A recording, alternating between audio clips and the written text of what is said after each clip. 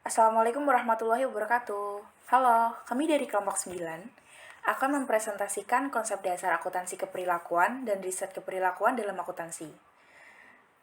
Kelompok kami beranggotakan 3 orang. Yang pertama Zainur Rifai dengan NPM 2010104026, Siska Puspitasari dengan NPM 2010104032, dan yang terakhir ada Septia Ragil Saputri dengan NPM 2010104047. Pada pertemuan kali ini kita akan membahas 2 bab. Yang pertama bab 1, berikut subbabnya. Yang pertama, definisi perilaku dan keperilakuan. Yang kedua, definisi akuntansi dan keperilakuan dan riset keperilakuan. Ketiga, jenis informasi sebagai objek dalam akuntansi keperilakuan. Yang keempat, subjek pengambilan keputusan dalam akuntansi keperilakuan. Selanjutnya, ada konsep dasar akuntansi keperilakuan. Lalu yang selanjutnya, teori yang digunakan di akuntansi keperilakuan, lingkup akuntansi keperilakuan, dan yang terakhir, arah dan riset akuntansi keperilakuan. Yang pertama yang akan kita bahas adalah definisi perilaku dan keperilakuan. Studi keperilakuan atau behavioral berkembang sangat pesat, termasuk juga aspek keperilakuan dalam akuntansi yang sering disebut akuntansi keperilakuan atau behavioral accounting. Istilah keperilakuan berasal dari kata perilaku yang berkaitan erat dengan pengertian sifat, kelakuan, perbuatan, dan tindak tanduk. Scott dan Glenview pada tahun 1983 mendefinisikan behavior sebagai studi ilmiah yang mempelajari tentang perilaku dan proses mental. Menurut kamus, perilaku merupakan aktivitas yang dapat diobservasi, direkam, dan diukur termasuk perbuatan jasmaniah atau fisiologi. Definisi akuntansi keperilakuan dan riset keperilakuan. Bill Coy pada tahun 1989 menyebutkan bahwa akuntansi keperilakuan adalah aplikasi dari ilmu keperilakuan ke konteks akuntansi. Tujuannya adalah untuk menjelaskan dan memprediksi perilaku manusia di semua konteks akuntansi yang memungkinkan. Riset akuntansi keperilakuan didefinisikan sebagai riset yang mempelajari perilaku akuntan dan non-akuntan yang dipengaruhi oleh fungsi dan pelaporan akuntansi. Riset akuntansi keperilakuan mengaplikasikan teori dan metodologi dari ilmu perilaku untuk mempelajari hubungan antara informasi dan proses akuntansi dengan perilaku manusia, termasuk juga perilaku organisasi. Berfokus pada pengamatan terhadap perilaku individual atau kelompok sebagai pengambilan keputusan. Lalu yang selanjutnya ada jenis informasi sebagai objek dalam akuntansi keperilakuan. Informasi sendiri dibagi menjadi 2, yaitu yang pertama informasi kualitatif dan informasi kuantitatif. Di dalam informasi kuantitatif terbagi lagi menjadi 2, yaitu informasi akuntansi dan informasi non-akuntansi. Di dalam informasi akuntansi ada 3 macam, yaitu informasi operasi, informasi keuangan umum, dan yang terakhir informasi manajemen. Subjek pengambilan keputusan dalam akuntansi keperilakuan. Pada bidang ilmu akuntansi keuangan, subjek pengambilan keputusannya ada investor, kreditor, dan analis. Pada pengauditan, ada auditor independen atau akuntan publik dan auditor internal. Pada akuntansi manajerial, ada manajer bagian produksi, bagian pemasaran, bagian penganggaran, ataupun pelanggan. Pada bidang ilmu akuntansi perpajakan, ada wajib pajak pribadi, manajer, regulator, dan konsultan pajak.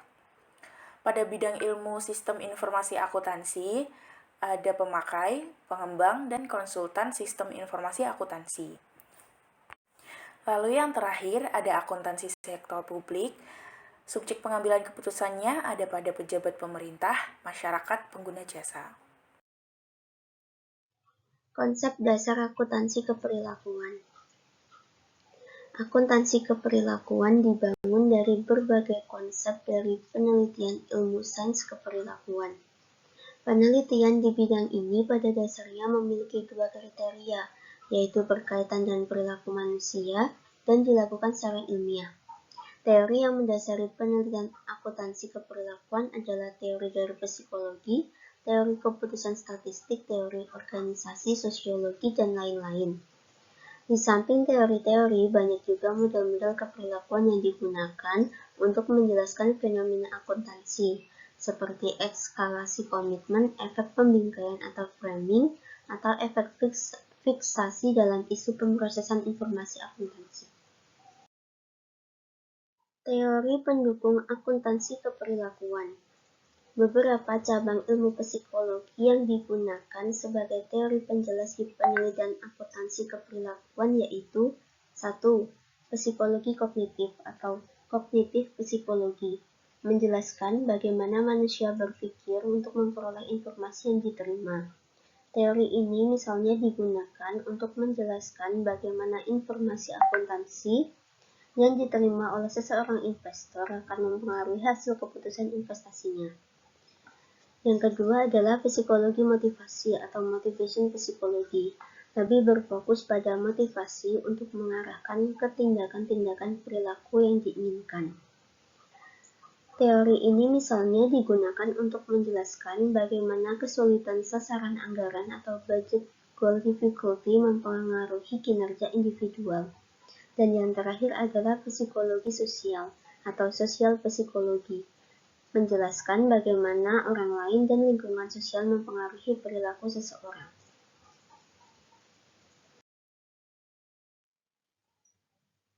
Lingkup akuntansi keperilakuan dibagi menjadi dua, yaitu menurut Lord dan juga Binberg and Seal. Yang pertama itu menurut Lord tahun 1989, di mana lingkup akuntansi keperilakuan itu dibagi menjadi 4, yaitu 1. Akuntansi dalam konteks organisasional, yang kedua penganggaran, yang ketiga pemrosesan informasi individual, yang keempat teori kontingensi. Yang kedua menurut Binberg and Seal tahun 1989 dan Mayer dan Rigsby tahun 2001 yang mengklasifikasikan isu penelitian akuntansi aspek keperilakuan berdasarkan aliran meliputi 1. Pengendalian manajerial, yang kedua pemrosesan informasi akuntansi, yang ketiga perancangan sistem informasi akuntansi, yang keempat pengauditan, yang kelima sosiologi organisasional, dan yang keenam lain-lain, yaitu isu etika, budaya, metodologi, dan jalur karir akuntansi. Isu penelitian dalam pengendalian manajerial. 1. Peran akuntan dalam penyusunan anggaran dan menggunakan anggaran sebagai alat pengendalian. Yang kedua, partisipasi. Yang ketiga, gaya kepemimpinan. Yang keempat, perbedaan individual. Yang kelima, pendekatan kontingensi. Yang kelima, pertimbangan ketidakpastian lingkungan. Yang ketujuh, umpan balik. Dan yang kedelapan, insentif. Pemrosesan informasi akuntansi berkaitan dengan bagaimana pengguna atau user memproses informasi, yang umumnya menguji bagaimana pengguna melihat peran pengungkapan akuntansi dan informasi akuntansi. Sebagai contoh, menguji perbedaan perlakuan akuntansi LIFO banding FIFO terhadap pengguna atau pengambilan keputusan. Sistem informasi akuntansi berkaitan dengan perilaku dalam merancang sistem informasi suatu organisasi. Riset akuntansi keperilakuan biasanya fokus pada menganalisis perancangan sistem itu sendiri, bukan menguji reaksi pengguna atas suatu informasi yang dihasilkan, tetapi fokus pada suatu sistem informasi yang akan menghasilkan suatu informasi untuk pengguna. Pengauditan. Isu pengauditan mulai berkembang tahun 1970-an bersamaan dengan aliran sistem informasi akuntansi. Fokus isu pengauditan meliputi pengauditan internal dan pengauditan eksternal. Riset di bidang pengauditan ini pertama kali ditandai oleh penelitian yang dilakukan Corliss tahun 1972 dan Aston tahun 1974. Sosiologi organisasional. Pada umumnya, bidang ini mempelajari fungsi lain dari akuntansi yang menurut pandangan tradisional berfokus pada fungsi akuntansi sebagai penyedia informasi untuk pengambil keputusan. Arah riset akuntansi keperilakuan. Dari berbagai riset akuntansi keperilakuan yang telah dilakukan, Bamber tahun 1993 mereview riset BAR dalam judul Opportunities in Behavioral Accounting Research. Review ini bertujuan untuk memperoleh gambaran besar tentang state of the art BAR, membantu mengidentifikasi celah atau GAP, membandingkan kegiatan riset antara subbidang, dan menunjukkan peluang riset dalam BAR. Penelitian BAR menurut Bamber meliputi sebagai berikut. 1. Pertimbangan dan pembuatan keputusan akuntan dan auditor. Yang kedua, pengaruh fungsi akuntansi dan pengauditan pada perilaku. Dan yang ketiga, pengaturan output fungsi informasi akuntansi terhadap pertimbangan pembuatan keputusan. Pada bab 2 akan ada 8 subbab yang akan dijelaskan, yaitu 1. Perkembangan riset akuntansi keperilakuan. Yang kedua, perkembangan BAR menurut Lord tahun 1989. Yang ketiga, perkembangan BAR menurut Greenberg and Shield tahun 1989. Yang keempat, perkembangan BAR menurut Burgstall and Sandem tahun 1989. Yang kelima, faktor yang mendorong perkembangan BAR. Yang keenam, kesulitan dan kendala yang dihadapi BAR. Yang ketujuh, kemajuan yang dicapai BAR. Dan yang kedelapan, area yang membutuhkan perbaikan. Perkembangan riset akuntansi keperilakuan. Riset akuntansi keperilakuan merupakan studi mengenai perilaku individual atau kelompok dalam kaitannya dengan penciptaan, penggunaan, dan pengenaan akibat adanya aspek keperilakuan dalam bidang akuntansi secara luas. Kaplan tahun 1966 pertama melakukan penelitian akuntansi keperilakuan menggunakan teknik eksperimen. Istilah akuntansi keperilakuan dikenal tahun 1967 dalam Journal of Accounting Research, yaitu waktu Selwyn Baker, seorang psikolog, mereview tulisan Cook tahun 1967. Di tahun 1976 lahir Journal Accounting Organization and Society dengan penyunting pertama Anthony Hopwood. Tahun 1998 muncul Jurnal Advance in Accounting Behavioral Research dengan penyuntingnya James Hunton. Jurnal ini menerbitkan artikel akuntansi yang dipengaruhi disiplin ilmu psikologi terapan, sosiologi, ilmu ekonomi, dan ilmu manajemen.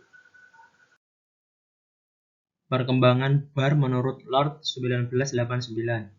Penelitian Lord 1989 bertujuan mengevaluasi perkembangan BAR tahun 1952 sampai 1981. Perkembangan Lord dibedakan menjadi 2 dekade, yaitu periode tahun 1960-an, merupakan periode waktu masyarakat akademik mulai memperluas penelitian dengan menguji implikasi laporan keuangan dan informasi keuangan terhadap perilaku pengambil keputusan. Cikal bakal BAR sudah ditemukan dalam penelitian Ferguson 1920 dan 1931 dan Argyris 1952. Periode BAR menerima pengakuan. Tahun 1970, BAR mulai masuk kurikulum program doktoral di Amerika Serikat. Dalam evaluasinya, Lord mengklasifikasikan arah topik penelitian menjadi 4 isu, yaitu akuntansi dalam konteks organisasi, penganggaran, pemrosesan informasi manusia, dan teori kontingensi. Perkembangan BAR menurut Binbeck dan Hill 1989. Dalam risetnya, Three Decades of Behavioral Accounting Research for Order, Binbeck dan Hill menjelaskan bahwa karakteristik BAR berasal dari observasi fenomena akuntansi dan observasi yang dilakukan secara sistematis. Karakter ini dijadikan dasar mengklasifikasikan isu penelitian berdasarkan aliran, meliputi pengendalian manajerial, pemrosesan informasi akuntansi, perancangan sistem informasi akuntansi, pengauditan, sosiologi, dan organisasional. Isu lainnya yaitu isu etika, budaya, metodologi, dan jalur karir akuntan. Penelitian keperilakuan didasarkan pada observasi fenomena akuntansi secara sistematik menggunakan variabel dengan pengukuran pada teori.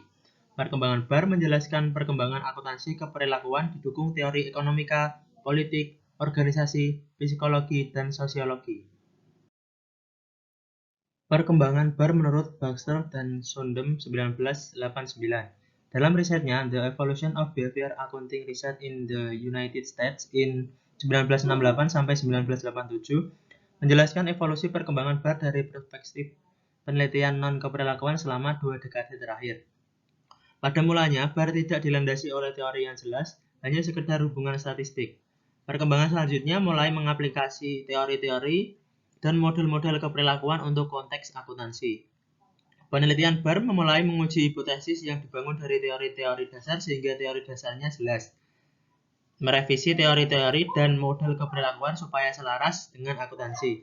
Penelitian ini mendefinisikan riset akuntansi dari perspektif informasi akuntansi sebagai komoditi ekonomi, termasuk BAR mempunyai nilai value jika menghasilkan dan meningkatkan produksi informasi akuntansi.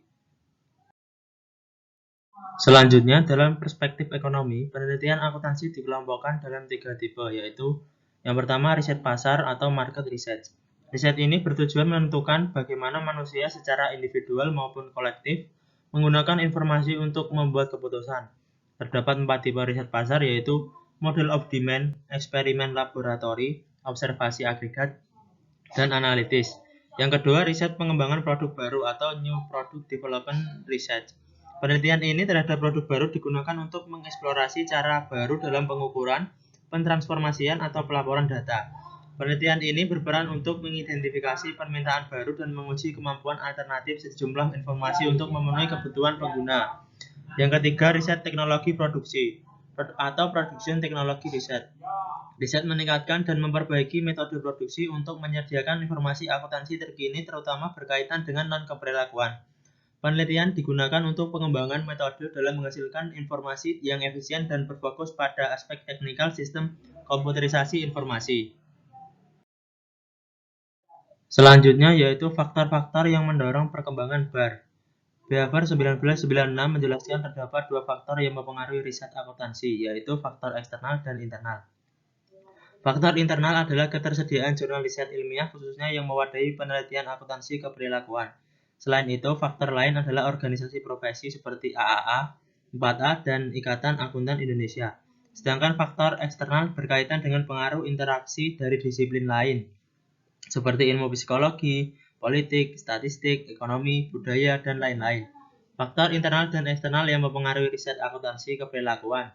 Yang pertama, ketersediaan jurnal yang memadai. Yang kedua, berkembangnya metodologi dan statistik untuk menguji hipotesis. Yang ketiga, semakin berinteraksinya bidang yang semula independen menjadi interdependen. Yang keempat, mulai diterimanya akuntansi keperilakuan di masyarakat. Dan yang kelima, semakin luasnya kesempatan belajar akuntansi keperilakuan. Kesulitan dan kendala yang dihadapi BAR.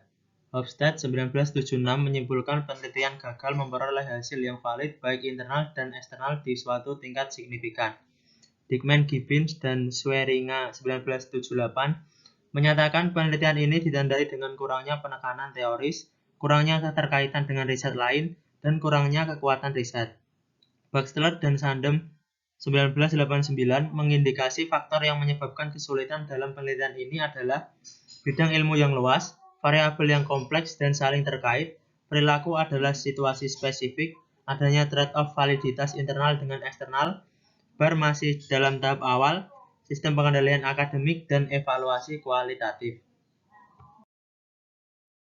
Kemajuan yang dicapai BAR. Baxter dan Sandem 1989 mengungkap kemajuan penelitian BAR yaitu 1. Kemajuan di pengujian teori, 2. Kemajuan di penggunaan metode statistik yang lebih tepat, 3. Kemajuan peningkatan trade-off antara validitas internal dengan validitas eksternal yang lebih baik, 4. Kemajuan penggunaan disiplin ilmu lain yang meningkat, dan yang kelima, kemajuan perspektif lebih luas.